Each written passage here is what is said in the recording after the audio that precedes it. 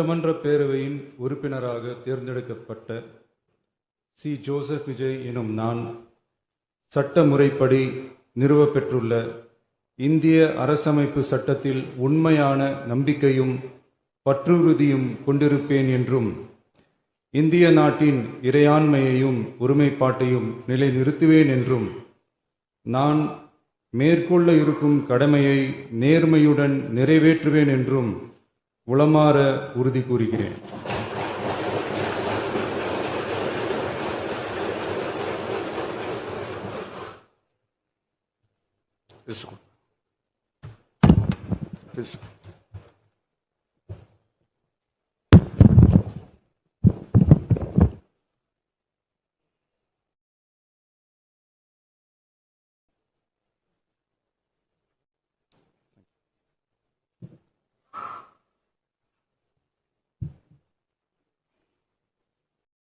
மாண்புமிகு திரு